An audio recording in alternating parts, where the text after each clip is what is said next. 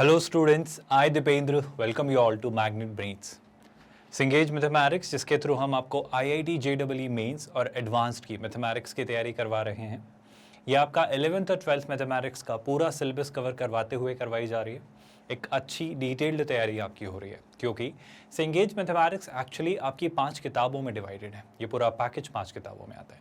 Coordinate geometry, calculus, vectors in 3D, algebra और trigonometry. हम हर एक चैप्टर के हर एक कंसेप्ट को पढ़ेंगे, उसके एग्जाम्पल्स करेंगे, एक्सरसाइजेस करेंगे और JEE एडवांस्ड में पूछे गए प्रीवियस ईयर्स क्वेश्चंस भी करेंगे। एक अच्छी डिटेल्ड तैयारी आपकी करवाई जा रही है, बस आपको अच्छे से चीज़ें पढ़नी है और बिल्कुल ये फ्री ऑफ कॉस्ट हो रहा है। कोई चार्जेस नहीं आपसे लिए जाते, कोई सब्सक्रिप्शन खरीदने को नहीं कहा जाता, कोई ट्रायल वर्जन या पेड वर्जन जैसा कंसेप्ट हम नहीं मानते। हम आपको 100% free of cost quality online education deliver करते हैं किंडरगार्टन से 12th स्टैंडर्ड तक। हमारे नोट्स, पीडीएफ्स और ई बुक्स के लिए आप टीम से कांटेक्ट कर सकते हैं। आपको गेट नोट्स एक लिंक दिखाई देगा इन वीडियोस के डिस्क्रिप्शन में, वहां क्लिक करके। कोऑर्डिनेट ज्योमेट्री में जो आपका चैप्टर चल रहा है पैराबोला, इसमें हम बात करेंगे कि जो अभी तक हमने टेंजेंट्स को लेकर अलग अलग सिनेरियोस देखे हैं उन पर कई सारी प्रॉपर्टीज़ बनती है। मेरा यकीन करिए कई सारी, और उन पर इतने घुमा फिरा के क्वेश्चंस बनते हैं कि यहीं से IIT JEE मेंस और एडवांस बहुत सारी चीज़ें पूछता है। हम बहुत डिटेल्ड मैनर में इन सारी प्रॉपर्टीज़ को पढ़ेंगे, इन पर कई सारे क्वेश्चंस करेंगे और एक अच्छी अंडरस्टैंडिंग हम कोशिश करेंगे कि आपकी बिल्ड करवाएं इस प्रॉपर्टीज़ ऑफ टेंजेंट टॉपिक को लेकर। तो ये सारे लेक्चर्स अच्छे से अटेंड करना, नोट्स अच्छे से बनाना और एक अच्छा रिविजन करके इन क्वेश्चंस को अच्छे से समझना, क्योंकि बहुत मज़ेदार सा कंसेप्ट है और काफ़ी इंसाइटफुल चीज़ें आप देखोगे। शुरू करते हैं, बात करना शुरू करते हैं पहली प्रॉपर्टी से। क्या लिखा है सुनिएगा ध्यान से।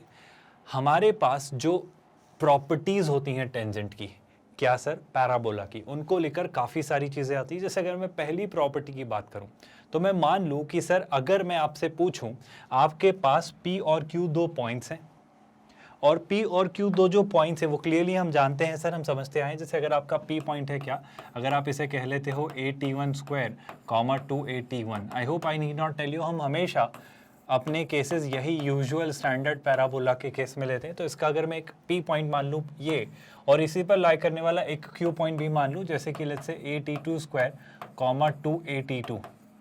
अब आप इस बात को गौर से सुनिएगा, बहुत गौर से सुनिएगा, क्योंकि ये प्रॉपर्टी अगर आप याद रखेंगे तो आप सीधे रिजल्ट्स पर बहुत बार चीज़ें सोच पाएंगे। क्या आपको याद है, अगर मैं पैरामीट्रिक फॉर्म में बात करूँ, आपको वैसे याद होगा अगर मैं सीधे सीधे बात करूँ कि अगर मैं किसी भी पॉइंट पर अगर मुझे स्लोप दे दी जाए, मुझे बताया जाए कि इस स्लोप की टेंजेंट ड्रॉ करिए उस पैराबोला पर, तो हम पढ़ते आए हैं y = mx + a/m। क्या आपको ये बात याद है? और इसी तरीके से अगर मैं पैरामीट्रिक फॉर्म की बात करूं तो मैं जानता हूं सर कि पैरामीट्रिक फॉर्म में भी इस टेंजेंट की इक्वेशन लिखी जा सकती है। मैं t = 0 से लिख सकता हूं, जैसा आपको ठीक लगे लिखिए। और जब आप फाइनल इक्वेशन लिख लेंगे तो आपके पास दो इक्वेशन आएगी। ये कौन सी फॉर्म में लिखी है? स्लोप फॉर्म में। अब मैं स्लोप और t का, इस पैरामीटर का रिलेशन जानता हूँ। m जो होता है आपका 1/t होता है, वहाँ से m जो होता है वो -1/t होता है। वहाँ से आप ये रिलेशन निकाल कर आप कौन सी इक्वेशंस निकाल लोगे? आप P पर बनाई गई टेंजेंट की इक्वेशन और Q पर बनाई गई टेंजेंट की इक्वेशन निकाल लोगे। सुनिएगा ध्यान से, मैं आपसे कहना चाह रहा हूँ कि पैराबोला पर जब आपने दो पॉइंट्स बनाए, पैराबोला पर जब आपने दो पॉइंट्स पर टेंजेंट बनाई, जैसे मैंने इस पॉइंट पर एक टेंजेंट बनाई और मैंने एक इस पॉइंट पर टेंजेंट बनाई, और मैं आपसे पूछूं कि जो ये पॉइंट है ये लेट्स से P है और ये जो पॉइंट ये है ये Q है, इन दोनों पॉइंट्स पर ड्रॉ की गई टेंजेंट का क्या मैं पॉइंट ऑफ इंटरसेक्शन बिना टेंजेंट की इक्वेशन निकाल सकता हूं? बेशक। मैं यही बात आपको समझाना चाह रहा हूं कि आपको ज़्यादा सोचने की ज़रूरत नहीं है, ज़्यादा घुमाने की ज़रूरत नहीं है। आपको ना कॉर्ड ऑफ कॉन्टैक्ट दी गई है, कुछ नहीं दिया आपको, तो दो पॉइंट दे दिए हैं इस पैराबोला पर लाई करने वाले, और ये पूछा गया है कि उन पैराबोला पर वो जो दो पॉइंट्स पर आपने टेंजेंट्स ड्रॉ की हैं उनका पॉइंट ऑफ इंटरसेक्शन क्या होगा। तो मैं डायरेक्ट जनरलाइज्ड रूल से कहना चाह रहा हूँ आपको। अगर मैं सीधे सीधे बात करूँ तो आई होप आप सब ये जानते हो कि आप यहाँ से क्या लिखोगे। आप ऑफकोर्स m होता है -1/t, तो यहाँ से आप T1 की फॉर्म में भी आप लिख दोगे और T2 की फॉर्म में भी आप एक अपनी टेंजेंट की इक्वेशन बना लोगे, जो कि इन दोनों की इक्वेशन होगी। जब उन दोनों इक्वेशंस को सॉल्व करके आप x और y की वैल्यू निकालोगे, मतलब इनका पॉइंट ऑफ इंटरसेक्शन निकालोगे, तो वो पॉइंट ऑफ इंटरसेक्शन कुछ ऐसा आएगा। आई होप आप समझ पा रहे हो। आप दोनों को सॉल्व करिएगा, आपकी दोनों टेंजेंट की इक्वेशन बन जाएगी, जो कि हम शुरुआत से डिस्कस करते आए हैं। आपके P पॉइंट पर ये बन जाएगी और Q पॉइंट पर ये बन जाएगी। अब जब आप इन दोनों को सॉल्व करेंगे तो जो फाइनल कंक्लूजन निकल कर आता है वो ये कि आपका जो पॉइंट ऑफ इंटरसेक्शन का x कोऑर्डिनेट आता है वो होता है AT1 T2 और y कोऑर्डिनेट होता है A × T1 + T2। ये बात को थोड़ा गौर से ऑब्जर्व करिए, ध्यान से याद करो स्टूडेंट्स। पहला आपका पॉइंट क्या था, वो था AT1 स्क्वायर कॉमा 2AT1, और जो आपका x कोऑर्डिनेट था Q का वो क्या था AT2 स्क्वायर। अगर मैं आपसे कहूं इन दोनों का प्रोडक्ट लेके अंडर रूट लीजिए, मतलब इन दोनों का ज्योमेट्रिक मीन लीजिए, तो आप देखो ना ये कितना हो जाएगा सर, ये हो जाएगा A square T1 square comma T2 square, और अगर आप इसका अंडर रूट लें, तो वो कितना आ जाएगा सर, वो आ जाएगा A T1 T2। और अगर मैं आपको ध्यान से देखने को कहूँ तो आप खुद ऑब्जर्व करके कहोगे कि हाँ सर यहाँ पर ये A T1 T2 मैच हो रहा है। सिमिलरली अगर मैं आपसे एक बात कहूं कि सर अगर मैं P और Q के दोनों के y कोऑर्डिनेट्स की बात करूं, तो P का y कोऑर्डिनेट क्या था 2AT1 और Q का y कोऑर्डिनेट क्या था 2AT2, और अगर मैं इन दोनों का आपसे अरिथमेटिक मीन लेने को कहूं, यानी इन दोनों का एवरेज लेने को कहूं, तो आप खुद कहोगे सर 2 कॉमन लेके बाहर आ जाता है, A बच जाता है और उसके अंदर आपके बचते हैं T1 प्लस T2। और अगर इस बात को मैं ठीक से देखने की कोशिश करूं तो ये बात मुझे यहाँ दिख रही है, आपको मेरी बात समझ आ रही है। हमने P और Q पर बनाई गई टेंजेंट के पॉइंट ऑफ इंटरसेक्शन निकाले, टेंजेंट की इक्वेशन निकाल के पॉइंट ऑफ इंटरसेक्शन, लेकिन वही बात को मैंने आपसे कहा कि देखने का एक और नज़रिया बिल्ड करिए। नज़रिया बिल्ड करवाने का पॉइंट बड़ा सिंपल सा है कि कभी भी आपको कोई पॉइंट दे दिया जाए, लेट्स से P और एक पॉइंट दे दिया जाए Q, है ना, बस सुनिएगा बहुत ध्यान से। लेट्स से इसके कोऑर्डिनेट हैं क्या x1 y1 और इसके कोऑर्डिनेट हैं x2 y2। प्लीज़ काम की बातें ध्यान से सुनिएगा। अब कभी भी आपको जब भी ऐसा कहा जाए तो आप कुछ मत करिए, आपसे बोला जाए कि P और Q पैराबोला पर लाई करने वाले पॉइंट्स हैं और आपने इन पर टेंजेंट्स ड्रॉ की हैं। वो क्या कहना चाह रहा है, P और Q आपके पैराबोला पर लाई करने वाले पॉइंट्स हैं और इन पर आपने टेंजेंट ड्रॉ की है। मैं किस स्टैंडर्ड सिनेरियो की बात कर रहा हूँ, मैं आपके अभी standard scenario y square is equal to 4ax की बात कर रहा हूँ। आई होप आप सुन रहे हो। जब आपसे इन दोनों पॉइंट्स पर ड्रॉ की गई टेंजेंट्स की इक्वेशंस का पॉइंट ऑफ इंटरसेक्शन पूछा जाए या टेंजेंट्स का पॉइंट ऑफ इंटरसेक्शन पूछा जाए तो ज़्यादा नहीं सोचना है सर, इसका जो पॉइंट ऑफ इंटरसेक्शन है ना, उसका जो x कोऑर्डिनेट होगा वो इन दोनों पॉइंट्स के x कोऑर्डिनेट का ज्योमेट्रिक मीन होगा। मतलब वो कितना हो जाएगा सर, वो हो जाएगा x1 into x1 to the power 1/2 या x1 x2 अंडर रूट में। और इस पॉइंट ऑफ इंटरसेक्शन का जो y कोऑर्डिनेट होगा ना, वो होगा अरिथमेटिक मीन, यानी इन दोनों के जो y कोऑर्डिनेट है ना उनका अरिथमेटिक मीन। ये जो आपको मिल रहा है ना, ये पॉइंट ऑफ इंटरसेक्शन है। अब ये कितनी अमेजिंग सी बात है कि आपको ना तो पैराबोला की इक्वेशन से डील करना है, ना ही आपको पैराबोला में ये सोचना है कि उस पॉइंट पर ड्रॉ की गई टेंजेंट की इक्वेशन क्या है, इस पर ड्रॉ की गई टेंजेंट की इक्वेशन क्या है, फिर ना ही उन दोनों को सॉल्व करना है। आपको तो सीधे सीधे इसका और इसका वैल्यूज देखकर ये इंश्योर करते हुए कि ये यही स्टैंडर्ड केस वाला पैराबोला है, आप आसानी से कंक्लूड कर दोगे कि सर जो आपका पॉइंट ऑफ इंटरसेक्शन आएगा वो इनके x कोऑर्डिनेट का ज्योमेट्रिक मीन और इनका जो पॉइंट ऑफ इंटरसेक्शन का y कोऑर्डिनेट होगा वो इन दोनों के y कोऑर्डिनेट का अरिथमेटिक मीन होगा। That's all. ये आज की आपकी पहली प्रॉपर्टी है, तो अच्छे से इसे नोट डाउन करके रख लीजिएगा। मेरा यकीन है आप इस बात को याद रखेंगे। यही बात आपको यहाँ पर लिख कर समझाने की कोशिश की गई। अगर आप इसे देखें और समझे तो देखो क्या लिखा हुआ है, ध्यान से देखते हैं। यहाँ पर अगर मैं पढ़ूँ तो क्या लिखा है, ध्यान से देखो भाई। द एब्सिसा यानी x coordinate and the ordinate यानी वाई कोऑर्डिनेट। आई होप ये टर्मिनोलॉजीज आप समझते हो। एब्सिसा का मतलब होता है एक्स कोऑर्डिनेट और ऑर्डिनेट का मतलब होता है वाई कोऑर्डिनेट। ये लिंगो है ना। Of the point of intersection of tangents at P and Q are respectively geometric mean and arithmetic mean. That's exactly what we have just studied. किस किस के एब्सिसा और ऑर्डिनेट किसके, P और Q के। तो अगर आप P और Q के एब्सिसा यानी x कोऑर्डिनेट का ज्योमेट्रिक मीन लेंगे तो आपको क्या मिल जाएगा भाई, आपको मिल जाएगा उनके पॉइंट ऑफ इंटरसेक्शन, उन पॉइंट्स पर ड्रॉ किए गए टेंजेंट्स के पॉइंट ऑफ इंटरसेक्शन का एब्सिसा यानी x कोऑर्डिनेट। सिमिलरली उन दोनों के y कोऑर्डिनेट यानी ऑर्डिनेट का अरिथमेटिक मीन लेंगे तो उन्हीं पॉइंट्स पर ड्रॉ किए गए टेंजेंट के पॉइंट ऑफ इंटरसेक्शन का y कोऑर्डिनेट यानी ऑर्डिनेट आपको मिल जाएगा। बहुत टफ तो नहीं है, ये बहुत बार हमारे काम आएगा। वो खुद लिख रहा है ये यूजफुल है आपके उन प्रॉब्लम्स में जहाँ पे आपको लोकस ऑफ पॉइंट पूछा जाएगा किन्हीं पॉइंट्स पर ड्रॉ की गई टेंजेंट्स की। तो मैं ज़्यादा दिमाग नहीं लगाऊंगा, मैं ए जीएम और एम वाली प्रॉपर्टी से फटाफट कर लूँगा। मैं क्यों उस पॉइंट पे t इक्वल टू 0 करके टेंजेंट की इक्वेशन निकालूँ, फिर मैं टेंजेंट की इक्वेशन निकाल के उनका पॉइंट ऑफ इंटरसेक्शन निकालूँ और फिर मैं उस पर सॉल्व करूँ क्वेश्चन को। बेशक वो गलत नहीं है और वैसे ही करेंगे अगर दूसरे किसी सिनेरियो में हमको पैराबोला दे दिया तो। ये तो एक जनरल केस है, कौन सा, y square is equal to 4ax, तब हम ऐसा सोचेंगे। लेकिन अगर मुझे कुछ और सिनेरियो दिया तो मैं वही करूंगा जो करता आया हूं कि मैं t इज इक्वल टू 0 से टेंजेंट की इक्वेशन निकालूंगा, उन टेंजेंट्स की इक्वेशन को सॉल्व करूंगा तो पॉइंट ऑफ इंटरसेक्शन आएगा और जो भी कंडीशन दी होगी उससे लोकस वोकस जो भी प्रॉब्लम होगी सॉल्व करूंगा। पर y square is equal to 4x में ये एक कंडीशन होती है, इसे प्लीज याद रखना, इससे क्वेश्चन चुटकी में हो जाएंगे। याद रखोगे। आज की पहली लर्निंग यही, इस पॉइंट को याद रखना। अब अगर मैं मूव करूं आज की सेकंड लर्निंग की तरफ, तो सेकंड प्रॉपर्टी क्या है, ध्यान से देखिए। In any parabola foot of perpendicular from focus upon any tangent lies on the tangent at vertex. इस पूरे पार्ट को मैं ब्रेक करता हूं, सुनिएगा ध्यान से, हम प्रूफ भी देखेंगे इसका, पहले सुनिएगा ध्यान से। किसी भी पैराबोला में, first of all they are trying to make you understand, किसी भी पैराबोला में, now this is not specifically limited to किसी एक पॉइंट तक, कि ये किसी भी पैराबोला के लिए बात ट्रू है, याद रहेगा क्या, this is true for any sort of parabola, है ना। जैसे आपके पास क्या है सर, एक पैराबोला है ना, मैं एक अभी अपना स्टैंडर्ड पैराबोला ही बना रहा हूँ, बट ऐसा ज़रूरी नहीं है कि ये इसी के लिए है। अब सर मान लो ये आपका एक पैराबोला है, इसमें आपके वाई एक्सिस और एक्स एक्सिस ये रहे, है ना, और इस पैराबोला के एक्स एक्सिस और वाई एक्सिस पर आप क्या बनाना चाह रहे हो, ध्यान से देखना। मैं आपका स्टैंडर्ड पैराबोला ही बना रहा हूँ ताकि हम उसी से समझते आए हैं, तो उसी से समझे चीज़ें, है ना। आपके पास क्या होगा, एक पैराबोला है, तो सर ये पैराबोला आपका बन रहा होगा, है ना, कोई दिक्कत तो नहीं, बहुत प्रॉपर शायद ना बनाओ, बट आप प्लीज़ समझने की कोशिश करना। वो क्या कह रहा है, इन एनी पैराबोला, वो कह रहा है in any parabola foot of perpendicular from focus. तो सर फोकस से आपने एक परपेंडिकुलर ड्रॉप किया, ठीक है सर, उसका फूट किस पर, किसी भी टेंजेंट पर, किसी भी टेंजेंट पर, यानी कि मैं कहीं पर भी एक टेंजेंट ड्रॉ कर दूं, मैं कहीं पर भी एक टेंजेंट ड्रॉ कर दूं। मान लो मैं इस पैराबोला में यहाँ पर एक टेंजेंट ड्रॉ कर रहा हूँ, अगर मैं यहाँ पर इसमें एक टेंजेंट ड्रॉ कर रहा हूँ इस पैराबोला पर, यहाँ पर आप सुन रहे हो क्या, तो आप हमेशा इस बात को याद रखना सर, आप हमेशा इस बात को याद रखना कि अगर आपने वर्टेक्स पर एक टेंजेंट ड्रॉ की, अगर आपने वर्टेक्स पर एक टेंजेंट ड्रॉ की, ये आपकी वर्टेक्स है सर, ये मैंने वर्टेक्स पर टेंजेंट ड्रॉ की। आई होप आप जान पा रहे हो कि आपकी डायरेक्ट्रिक्स कैसे बिहेव कर रही है और चीज़ें कैसे सर्कुलेट हो रही है। This is the tangent at vertex, फिर से सुन लीजिए, this is nothing but the tangent at the vertex. अगर इसकी फोकस की बात मैं आपसे करूं, तो आई थिंक सर यहाँ कहीं इसकी फोकस मुझे दिख रही होगी, मुझे यहाँ कहीं इसकी क्या दिख रही होगी, फोकस, सही बोल रहा हूँ क्या, ये आपका फोकस है जिसे आप कह रहे हो A,0।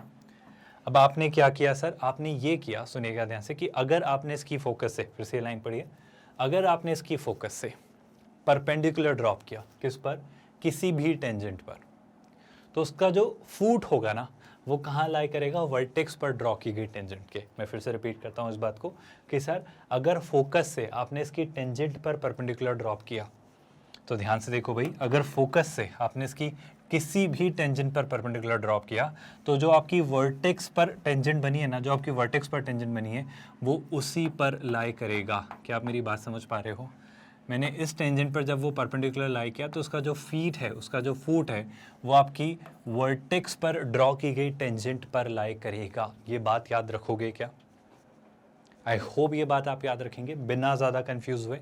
इसका क्या मतलब, इसका ये मतलब है कि जब भी आप फोकस से किसी भी टेंजेंट पर परपेंडिकुलर ड्रॉप करते हैं, तो वो perpendicular is nothing but the point of intersection of that tangent with the tangent drawn at the vertex. Are you getting my point? Are you all able to understand what I'm trying to convey here? बड़ा basic सा simple सा point मैं आपको समझाना चाह रहा हूँ।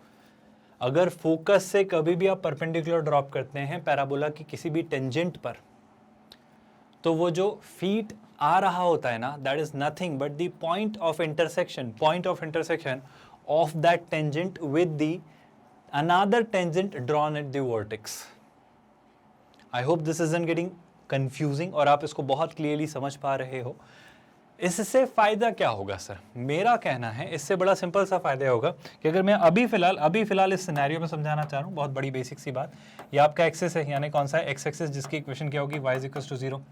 ये आपका क्या है सर, ये आपकी वर्टेक्स है, वर्टेक्स पर ड्रॉ की गई टेंजेंट जो कि क्या है सर, जो कि है वाई एक्सिस मतलब क्या, वाई एक्सिस की इक्वेशन क्या होती है सर, वो होती है x = 0। अब प्लीज़ इस बात को सुनना, ये आपका पैराबोला है जिसको आपने माना है स्टैंडर्ड पैराबोला, y² = 4ax, और ये इसकी वर्टेक्स है क्या, 0,0, और ऑफ कोर्स ये इसकी डायरेक्ट्रिक्स है जो हम देख पा रहे हैं वाई एक्सिस से पैरेलल इतनी -a डिस्टेंस इस तरफ है ना, 0,0 से -a इस तरफ है ना। अब आप प्लीज़ इस बात को समझना, बहुत काम की बात, इस पैराबोला में आप बस दो काम कर लीजिए। सर इसका मैथमेटिकल प्रूफ क्या हो सकता है, बहुत सारे तरीके हो सकते हैं, आपको जैसे निकालना है निकालिए, जैसे मैं इन्हीं का तरीका यूज़ कर लूँ तो सुनिएगा ध्यान से। आपने स्टैंडर्ड पैराबोला माना, सर अगर मैं इस पैराबोला में किसी पॉइंट पर, कौन सा पॉइंट, वही मैं मान लेता हूँ, लेट्स से 80² 280 इस पॉइंट पर ड्रॉ की गई, आपसे इस पॉइंट पर ड्रॉ की गई टेंजेंट की इक्वेशन मानो तो हम पढ़ते हुए आए हैं सर, वो हो जाती है ty is equals to x plus 80 square. I hope you all remember that. अब मेरा आपसे ये कहना है, अगर ये y एक्सिस से कहीं मिले, सर y एक्सिस से मिले मतलब, अरे आप खुद सोचो ना, y एक्सिस क्या है? y एक्सिस मतलब आपकी क्या हुई है? y एक्सिस मतलब आपके वर्टेक्स पर ड्रॉ की गई टेंजेंट, वर्टेक्स पर ड्रॉ की गई टेंजेंट ही तो आपका y एक्सिस है। y एक्सिस मतलब x इज इक्वल टू 0 से मिले, तो जब ये x इज इक्वल टू 0 से मिल रही है तो मैं x की जगह क्या रख देता हूँ? 0। तो जैसे ही x की जगह 0 रखा तो y कितना आता है? 80। तो शैलाई से ये जो पॉइंट होगा आपका वो होगा 0,80। ये जो पॉइंट है आपका ये क्या होगा? 0,80। हमने कुछ नहीं कहा, हमने सिर्फ इतना सा करा, सुनिएगा ध्यान से, कि आपने जब इस पर लाई करने वाले किसी पॉइंट से, इस पर लाई करने वाले किसी पॉइंट से, पॉइंट के कोऑर्डिनेट क्या मान लिए? 80 स्क्वायर 280। यहाँ पर जब आपने टेंजेंट ड्रॉ की तो वो जो वर्टेक्स पर ड्रॉ की गई टेंजेंट है उससे किस पॉइंट पर मिलती है? तो वर्टेक्स पर ड्रॉ की गई टेंजेंट है y एक्सिस यानी x इज इक्वल टू 0। और जब इस पर ड्रॉ की गई टेंजेंट, जिसकी इक्वेशन आप क्या कहते हो? जिसकी इक्वेशन आप कहते हो ty is equal to x plus 80, है ना, 80 स्क्वायर ऑफ कोर्स। तो ये जो टेंजेंट की इक्वेशन है इसके साथ जब x इज इक्वल टू 0 को सॉल्व किया तो आपको ये पॉइंट ऑफ इंटरसेक्शन मिला। मैं बस आपसे इतना सा कहना चाह रहा हूँ, कि अगर मैं इस पॉइंट को थोड़ी देर के लिए कह लूँ, जैसे हम इस पॉइंट को कह लेते हैं P और इस पॉइंट को मैं थोड़ी देर के लिए कह लूँ M, तो आप बस मुझे बता दो, क्या आप मुझे SM की स्लोप बता सकते हो? क्या आप मुझे PM की स्लोप बता सकते हो? थोड़ा ध्यान से निकाल के देखो, आपको दोनों की स्लोप का प्रोडक्ट -1 नज़र आएगा। और अगर ऐसा होगा तो मैं क्यों नहीं कहूँगा सर कि फोकस से ड्रॉ की गई परपेंडिकुलर लेंथ किस पर? टेंजेंट पर, किसी भी टेंजेंट पर, पैराबोला की किसी भी टेंजेंट पर, अगर आपने वो फीट ढूंढने की कोशिश की तो वो फीट वही होगा जो उस टेंजेंट का वर्टेक्स पर ड्रॉ की गई टेंजेंट के साथ पॉइंट ऑफ इंटरसेक्शन होगा। और इसका प्रूफ आपके सामने बस इतना सा रहा कि आपने निकाला 0,80, तो आपने निकाली स्लोप ऑफ SM, और आपने किसकी स्लोप निकाली? अपनी टेंजेंट की, जो कि है 1/t। अब अगर आप 1/t और -t का प्रोडक्ट लेंगे तो वो -1 आ रहा है, जो कि प्रूफ है कि SM जो है वो PM पर परपेंडिकुलर है। आई होप इस बात को और ज़्यादा डिटेल में समझाने की ज़रूरत नहीं है, ये बात बहुत अच्छे से आपको क्लियर हुई है और ये बात बहुत अच्छे से समझ आई है। तो अभी फ़िलहाल हमने 2 क्रूशियल प्रॉपर्टी समझी है, सुनिएगा ध्यान से। वो इसी बात को कह रहा है, locus of feet of perpendicular from focus upon any tangent to parabola is tangent at vertex. कुछ समझ नहीं आया है सर, फिर से सुनना। किसी भी पैराबोला में, किसी भी टेंजेंट पर जब आप फोकस से परपेंडिकुलर ड्रॉप करेंगे तो जैसे जैसे टेंजेंट बनाते जाएंगे, जैसे जैसे परपेंडिकुलर ड्रॉप करते जाएंगे, तो जो परपेंडिकुलर के फीट्स का कलेक्शन होगा, जो पाथ होगा, जो रास्ता होगा, वो कुछ नहीं होगा, वो उसकी वर्टेक्स पर ड्रॉ की गई टेंजेंट ही होगी। ये बहुत क्रूशियल, बहुत काम की, बहुत इंपॉर्टेंट प्रॉपर्टीज़ हैं जिन्हें मैं बहुत अच्छे से आपके ब्रेन में डाइजेस्ट करवाना चाह रहा हूँ, अलग अलग तरीक़ों से समझा के। इस बात का क्या मतलब है समझो स्टूडेंट्स, कि अगर आपके पास कहीं पर कोई भी पैराबोला है, और इस पर आपने क्या की सर, इस पर आपने अलग अलग टेंजेंट ड्रॉ की। जैसे मैंने एक टेंजेंट यहाँ बना दी, सुन रहे हो क्या आप लोग, है ना। इसी तरीके से मैंने एक टेंजेंट यहाँ पर बना दी, है ना। मैं अलग अलग टेंजेंट्स बनाए जा रहा हूँ, जैसे एक टेंजेंट मैंने यहाँ पर बना दी, ध्यान से सुनते जाइएगा स्टूडेंट्स। इसी तरीके से मैंने एक टेंजेंट और बना ली, मैं बस कुछ रैंडम से 2-3 टेंजेंट्स बनाकर आपको समझाना चाह रहा हूँ। जैसे एक टेंजेंट और बना ली, लेट्स से यहाँ पर, है ना। तो ये हमने कुछ अलग अलग टेंजेंट्स बना लिए हैं। बहुत बढ़िया सर, अब आप क्या करना चाह रहे हो? अब मैं आपसे कहूँ कि इस पैराबोला की कहीं ना कहीं फोकस होगी, बिल्कुल होगी सर, वो मान लेते हैं यहाँ कहीं, वो है ये फोकस यहाँ। अब आपसे ये बोला जा रहा है कि अगर इससे आप इन टेंजेंट्स पर परपेंडिकुलर ड्रॉप करें, इस आपके फोकस से, आई होप यही आपकी फोकस है, इस फोकस से जब आप इन टेंजेंट्स पर परपेंडिकुलर ड्रॉप करेंगे, जब आप सारे टेंजेंट्स पर परपेंडिकुलर ड्रॉप करेंगे, तो उन टेंजेंट्स का, उन परपेंडिकुलर्स के फीट का जो पाथ होगा, जो रास्ता होगा, जो लोकस होगा, वो आपकी कुछ भी नहीं होगी, वो आपकी वर्टेक्स पर ड्रॉ की गई टेंजेंट ही होगी। याद रखोगे, कंफ्यूज तो नहीं रहोगे। 2 बातें अभी तक हमने सीखी, बड़ी बेसिक सी। पहली बात तो कि इन 2 पॉइंट्स पर अगर टेंजेंट ड्रॉ की जाए, जैसे हमारे स्टैंडर्ड से पैराबोला के सिनेरियो में y² = 4ax। आई होप आपको ये पहली बात याद है जो हमने सीखी थी, मैं उसे फिर से रिकॉल करवा दूं, क्योंकि ये कुछ क्रूशियल प्रॉपर्टीज़ हैं जो आपको याद रहें तो बहुत अच्छा है ना। तो याद रखिएगा स्टूडेंट्स, आपके हमेशा वो GM और AM होते हैं एब्सिस और ऑर्डिनेट के रिस्पेक्टिवली। क्या ये बात आपको याद रहेगी? उसी के साथ साथ हमने दूसरी प्रॉपर्टी का डिस्कशन किया कि आपके अगर आप फोकस से किसी भी टेंजेंट पर परपेंडिकुलर ड्रॉप करें तो परपेंडिकुलर का फीट आपको वर्टेक्स पर ड्रॉ की गई टेंजेंट पर ही मिलता है। ये बात भी याद रहेगी। आई थिंक ये बातें आप नहीं भूलोगे। अब मैं आ रहा हूँ आज की थर्ड प्रॉपर्टी पर, सुनिएगा ध्यान से। किसी भी पैराबोला में फोकस की जो इमेज होती है ना, किसी भी टेंजेंट के रिस्पेक्ट में वो डायरेक्ट्रिक्स पर ही जाके दिखेगी। ये तय बात है, आप खुद सोच के देखो ये बात क्यों नहीं होगी सर। आप खुद इसको ध्यान से ऑब्जर्व करो। कैसे सर? देखो ये आपका क्या रहा, this is going to be the Y axis. मान लिया ये आपका क्या रहा सर, ये आपका रहा वाई एक्सिस, है ना, ये आपका वाई एक्सिस। और इसी तरीके से आपका ये क्या होगा, एक्स एक्सिस। मैं एक स्टैंडर्ड सा ही सिनेरियो ले रहा हूँ, ज़्यादा चीज़ें कंफ्यूजिंग बनाने के बजाय आपको चीज़ें क्लियरली समझ आए इसलिए, है ना।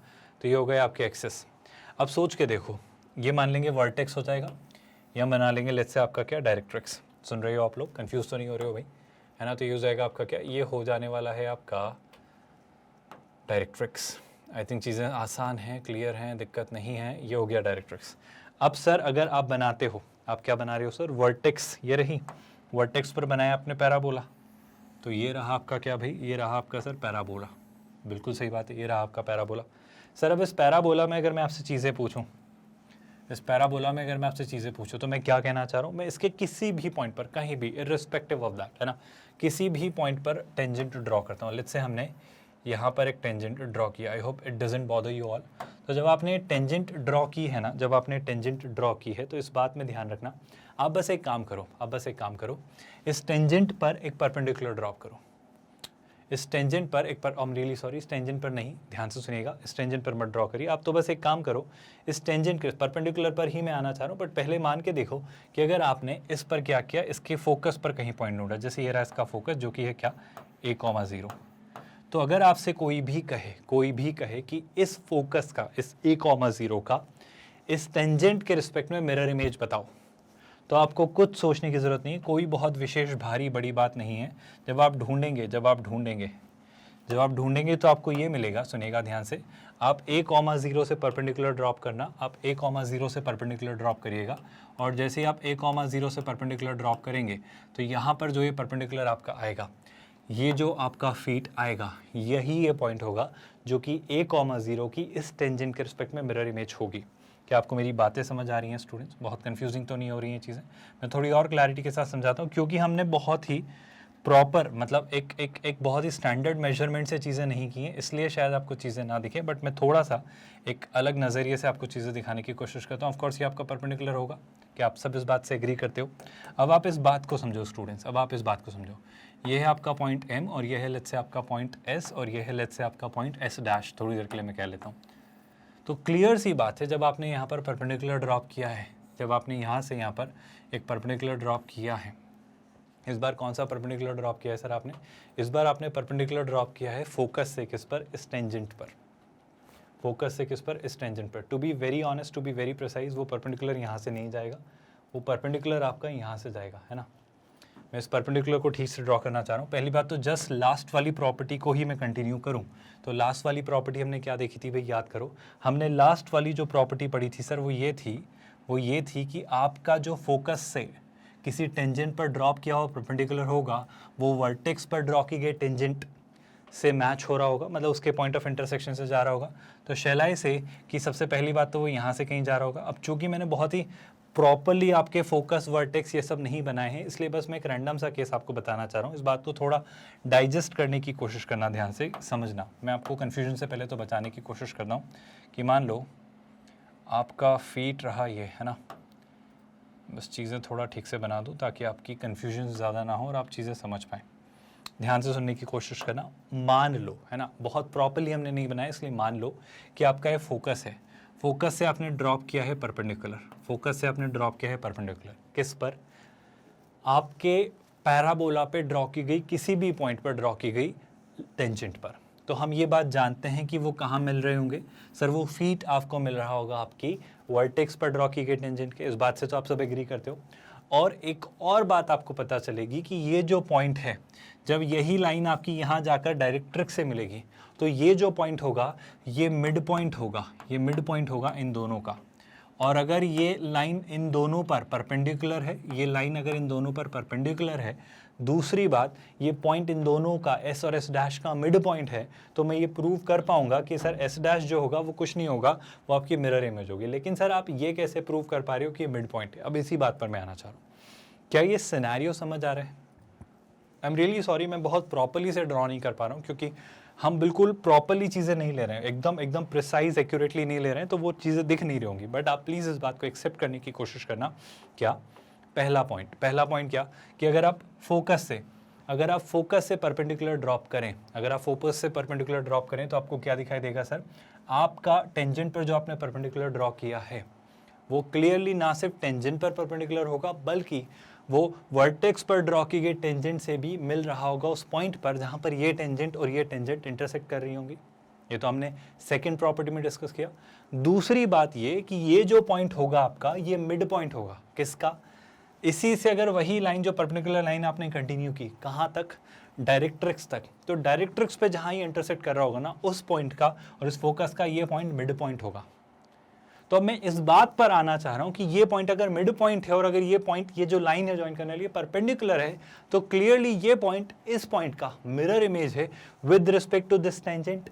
यस, मतलब मैं क्या प्रूव करना चाह रहा हूं? मैं आ रहा हूं इस बात पर कि हम इसे मिड पॉइंट प्रूव कर देंगे, पर पहले मैं आपसे ये कहना चाह रहा हूं इस प्रॉपर्टी को समझना कि फोकस का पैराबोला की किसी भी टेंजेंट में अगर आप मिरर इमेज निकालें तो वो डायरेक्ट्रिक्स पर ही दिखता है। क्या बात आपको याद रहेगी? क्या ये बात बहुत अच्छे से आप सभी को याद रहेगी? अब हम ये प्रूव कर लेते हैं कि मिड पॉइंट ही क्यों है या मिरर इमेज ही क्यों है। तो इस बात पर आते हैं स्टूडेंट्स, ध्यान से देखना। मैं आपसे घुमा फिरा के बात ये निकलवाना चाह रहा हूँ कि देखो आप ये पी पॉइंट से देखो, आपने बेसिकली क्या किया, इस टेंजेंट पर परपेंडिकुलर ड्रॉप किया है। टेक्निकली वो परपेंडिकुलर आपका पी पॉइंट से डायरेक्ट्रिक्स पर भी तो ड्रॉ किया हुआ परपेंडिकुलर है। बिल्कुल है सर। अब आप इस बात को समझो, आप इसकी हेल्प से एन के कोऑर्डिनेट्स निकाल सकते हो क्या? Sir n x is equal to minus a पर लाई करता है, तो एन का एक्स कोऑर्डिनेट माइनस ए, और जब यहाँ से परपेंडिकुलर ड्रॉप किया तो एन का वाई कोऑर्डिनेट क्या हो जाएगा? 280। तो एन के कोऑर्डिनेट्स क्या हो जाएंगे सर? वो हो जाएंगे माइनस ए कॉमा 280। क्या आप मेरी ये बात समझे? इससे क्या, अब आप एक बात सोच के देखो, आप एस एन की स्लोप निकाल के देखो और आप एक काम करो एम एस की स्लोप निकाल के देखो, जो हम ऑलरेडी निकाल चुके हैं।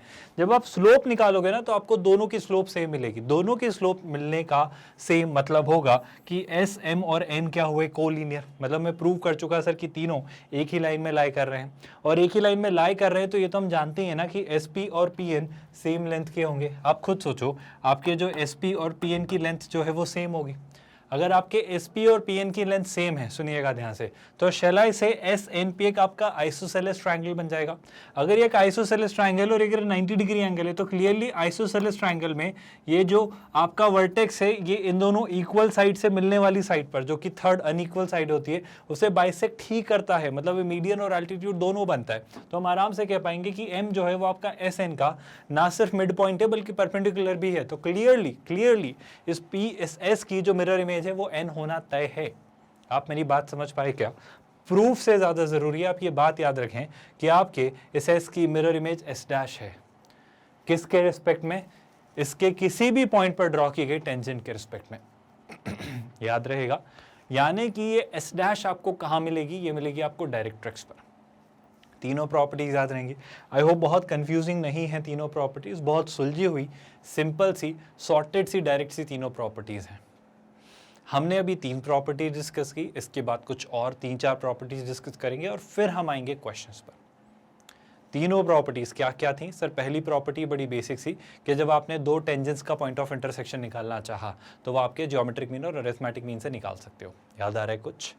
दूसरी प्रॉपर्टी कि जब आपने क्या किया, जब आपने फोकस का टेंजेंट में फीट ढूंढा तो वो क्लियरली आपको वर्टेक्स पर ड्रॉ की गई टेंजेंट पर ही मिलेगा। तीसरा पॉइंट, किसी भी टेंजेंट में जब आपने फोकस की मिरर इमेज ढूंढी तो वो आपको डायरेक्ट्रिक्स पर मिलेगी। बहुत घुमा फिरा के बातें नहीं करी हैं, सीधे सीधे बातें करी हैं। याद रखिएगा तीनों बातें, और कंटिन्यू करेंगे इन्हीं बातों को नेक्स्ट लेक्चर में। ये बिल्कुल फ्री ऑफ कॉस्ट करवाया जा रहा है स्टूडेंट्स, कोई चार्जेस नहीं लिए जा रहे, कोई हिडन कॉस्ट नहीं ले रहे हैं हम, कोई सब्सक्रिप्शन खरीदने को नहीं कह रहे, हमारा कोई भी ट्रायल वर्जन पेड वर्जन जैसा कंसेप्ट नहीं है। आप निश्चिंत रहिए, आप बस आराम से पढ़िए, अच्छे से पढ़िए। पूरा सिंगेज मैथमेटिक्स जो कि आपको IIT JEE मेंस और JEE एडवांस्ड की एक 11-12 के मैथमेटिक्स के सिलेबस को कवर करवाते हुए डिटेल्ड तैयारी हो रही है, जहाँ पर हम हर चैप्टर के हर कंसेप्ट, उनकी इलस्ट्रेशन, एग्जाम्पल्स और एक्सरसाइजेस के साथ साथ JEE एडवांस्ड के प्रीवियस ईयर्स क्वेश्चन सॉल्व कर रहे हैं, बिल्कुल फ्री ऑफ कॉस्ट। हम किंडरगार्टन से 12th स्टैंडर्ड तक 100% free of cost quality online education deliver करते हैं। आप हमारी वेबसाइट magnetbrains.com या फिर हमारे YouTube चैनल पर चीज़ें आसानी से एक्सेस कर सकते हैं। इसी वीडियो के डिस्क्रिप्शन में आपको गेट नोट्स एक लिंक दिखाई देगा, वहाँ पर क्लिक करके आप हमारे PDF और ई-बुक्स के लिए टीम से कम्युनिकेट कर सकते हैं। उसी डिस्क्रिप्शन में थोड़ा और नीचे जाएंगे आप तो आपको full playlist link Cengage mathematics for IIT JEE mains and advanced ऐसा लिंक दिखाई देगा। उसमें सारे वीडियोस बहुत सिस्टमैटिकली आपके लिए रखे हुए हैं। हम आपके लिए डेली 2 वीडियोस रिलीज़ करते हैं ताकि आपका टाइमली कोर्स कंप्लीट हो और आप एक अच्छी तैयारी के साथ जाएं। तो अच्छे से चीज़ें पढ़िए, बैकलॉग क्रिएट मत होने दीजिए और बस नोट्स बनाकर क्वेश्चंस प्रैक्टिस करिए, चीज़ें रिवाइज करते हो, एग्जाम कहीं नहीं जा रही। आई थिंक चीज़ें आसान हैं, चीज़ें क्लियर और आप हर एक कंसेप्ट को अच्छे से समझ पा रहे हैं बहुत डिटेल्ड मैनर में। इन्हीं कहानियों को और कंटिन्यू करेंगे नेक्स्ट लेक्चर में। आई थिंक आज के लिए इतना सफिशिएंट है, इतना काफ़ी है। So let's meet in the next lecture students. ख्याल रखिए अपना। Thank you so much.